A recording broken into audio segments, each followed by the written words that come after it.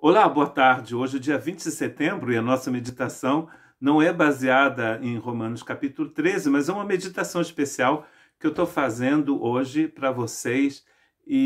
Porque hoje foi um domingo muito importante na nossa igreja. Nós começamos então o nosso novo ano, porque na França o ano começa em setembro, quando as crianças voltam às aulas, e então a gente prepara o nosso ano de setembro até junho. E então hoje foi um domingo importante, porque nós começamos com Covid e tudo, nós começamos esse novo tempo na nossa igreja para o resto do ano de 20 e depois para o ano de 2021. E cada ano a gente escolhe então um tema. E o tema que a gente escolheu para esse ano, na verdade, vem de uma história, de um filme francês que se chama La Vie, c'est un long fleuve tranquille. Mas nós colocamos então La Vie, un long fleuve tranquille. Será que a vida é um rio longo e tranquilo? E a gente sabe muito bem que a vida não é um rio tranquilo. É um rio bravio, muitas das vezes. Quando você abre a janela, quando você ouve a notícia no rádio, quando você liga a sua televisão, você vê que a vida não é um rio tranquilo. Quando você ouve falar da perda de alguém, que alguém partiu, muita gente vai estar falecendo hoje, inclusive pessoas que você conhece, você percebe que a vida não é um rio tranquilo. Havia um grande desafio. A vida é um grande desafio, né? Em francês a gente diz la vie. E o tema da nossa meditação hoje, então, é guardar a confiança em tempo de crise. E a gente pensou, então, nessa doença, não sei se você está sabendo de um vírus que está percorrendo o planeta, e em tantas outras situações, outros países, além do vírus, eles estão vivendo de fome e de guerra. Então nós precisamos guardar nossa confiança. E como que a gente vai guardar essa confiança em tempos de crise? Então essas meditações na nossa igreja foram baseadas então no livro do profeta Isaías, capítulo 40, 41, 42, 43. E o capítulo 40 começa assim: consolai, consolai o meu povo. Deus então traz uma consolação através de Isaías para o povo dele. O problema, a grande ameaça, não era um vírus, mas era um grande reino chamado Babilônia, que faz miséria, que estava fazendo miséria, atravessando reinos inteiros, conquistando países inteiros, queimando cidades, destruindo capitais, destruindo muralhas. E o pequeno reino de Judá está com medo, não é? Porque Babilônia está chegando. O povo está com medo. E Deus traz esse texto que fala de consolação. Como é que Deus vai consolar o seu povo no livro de Isaías? Falando dele mesmo e de sua vinda aqui nesta terra. Esses textos maravilhosos de Isaías também são conhecidos como textos messiânicos. E se você é um grande amante da música, você vai perceber que esses textos estão cheios de música, que são cantadas hoje, que foram cantadas durante muito tempo, que continuam sendo cantadas. Principalmente na música barroca. E o Handel aproveitou esses textos maravilhosos e colocou uma música que é muito conhecida, aproximadamente 3 horas de música, no famoso oratório, o último, eu creio, do Handel, que se chama o Messias.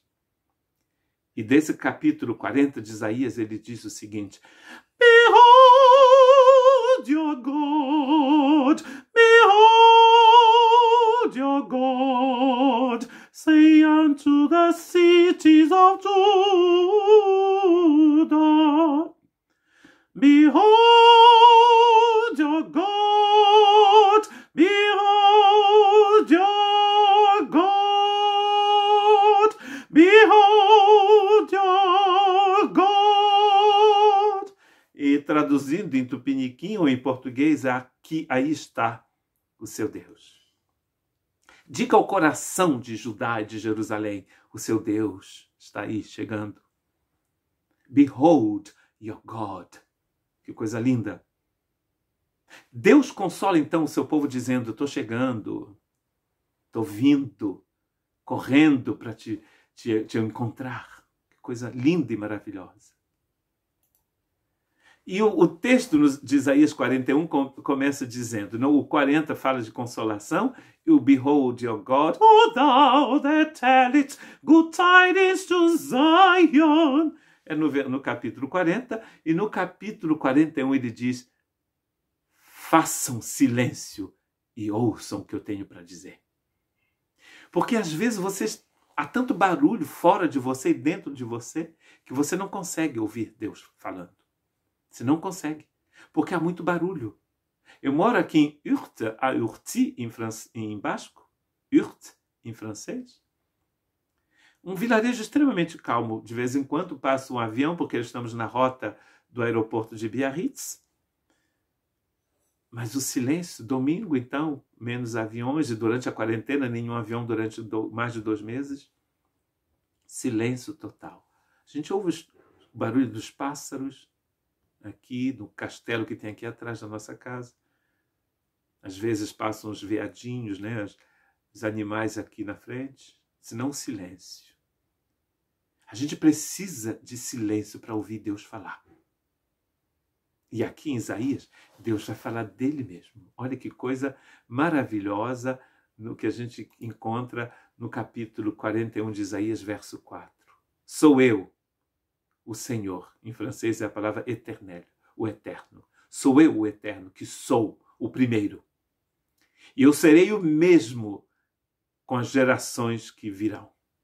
Ou seja, eu sou o mesmo hoje e eu sou o mesmo amanhã.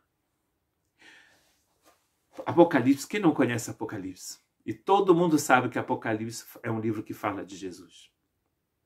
Tem gente que ousa dizer que Apocalipse fala de sofrimento e do fim do mundo. A palavra Apocalipse quer dizer revelação. Aliás, em inglês, eles utilizam a palavra revelação, revelation. Em português, nas línguas latinas de um modo geral, em francês também, a gente chama o livro de Apocalipse. L'Apocalipse. Mas, na verdade, Apocalipse é uma revelação. Revelação de Jesus, de quem é Jesus. E há um momento Jesus diz ao João, eu sou aquele que é, que era e que há de vir o Todo-Poderoso. Deus é ontem, Deus é hoje, Deus é amanhã. O eterno presente. As pessoas têm medo de Babilônia, têm medo do vírus, têm medo da morte, têm medo da perseguição. E Deus está dizendo, sou eu. Sou eu sou. Eu sou eu. Eu sou o Alfa. Ele diz aqui, o primeiro não é Alfa porque está escrito em hebraico, e Alfa é grego. No Novo Testamento é Alfa, aqui é primeiro. Eu sou o primeiro. E eu sou o último também. O início e o fim. Uma vez que você ouviu isso, você se acalma um pouco, né? Porque você percebe que tudo passa. Você passa, o mundo passa, Deus permanece para sempre. Que coisa linda, a gente tem que sorrir. Existem pessoas que abrem a Bíblia em hebraico e em grego e começam a contar as palavras. Por exemplo, quantas vezes a Bíblia fala de maçã? E eles contam. Quantas vezes fala de amor? E conta.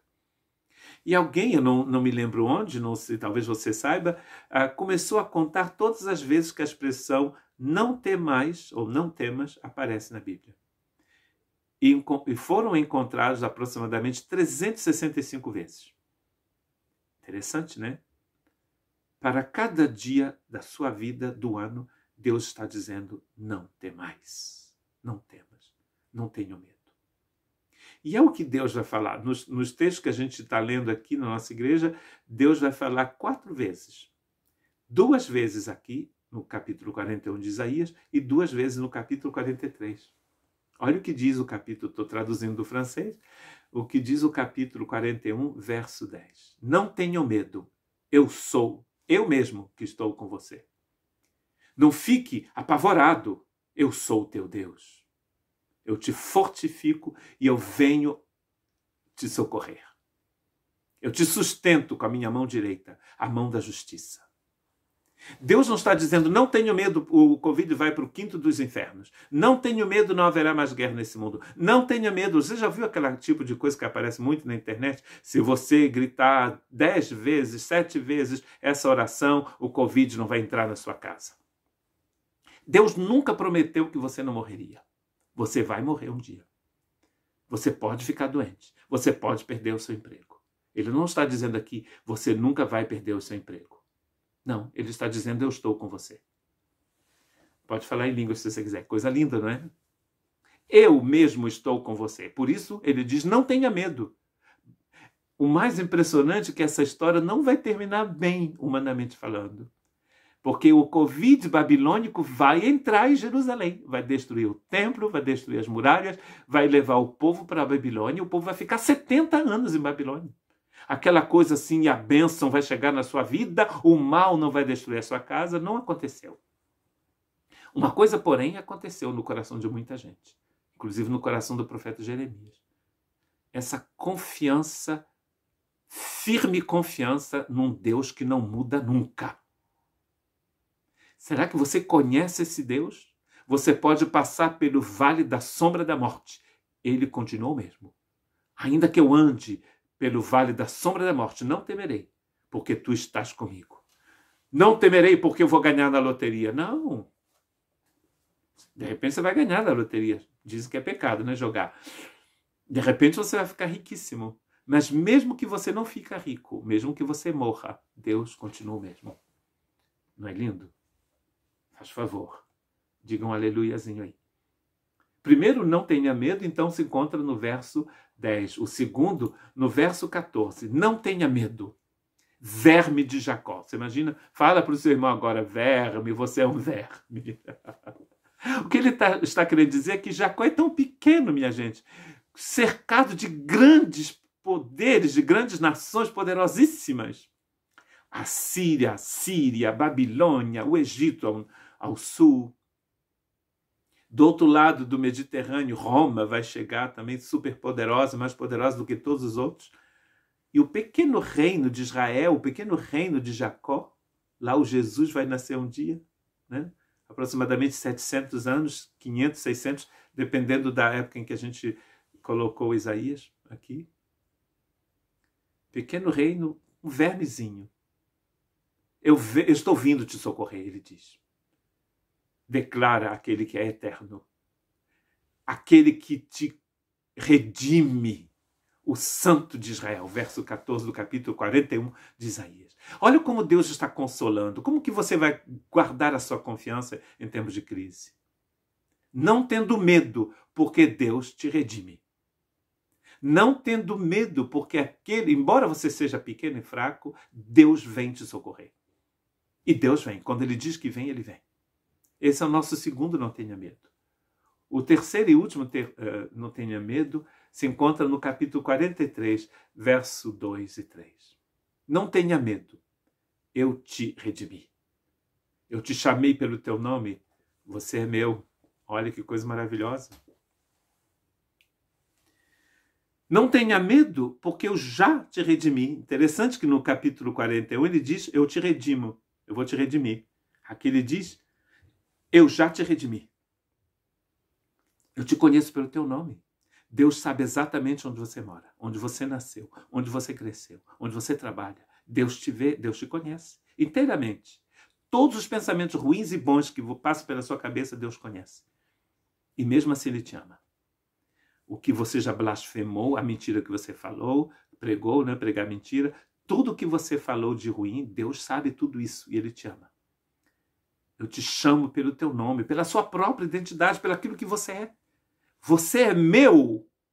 Olha que lindo, não sou eu que estou dizendo isso. Você é meu amigo, meu irmão, minha irmã, minha amiga. Você me pertence, diz Deus ao povo dele aqui. Por isso que ele está dizendo, não tenha medo. Aí a gente não tem medo mesmo, não é? Como ter medo sabendo que Deus está comigo? É o que o Davi está falando. Eu estou andando pelo vale da sombra da morte. A ovelhinha treme lá no vale da sombra da morte, mas naquele dia ela não treme, porque o pastor está ali com ela. O que Deus te promete não é riqueza material. Ele te promete vida eterna agora. Encheu o seu coração de eternidade. Coisa linda. Quando Deus enche o seu coração de eternidade, você não tem medo? Tem medo de quê? De pó? Esse vírusinho que está aí que vai sumir?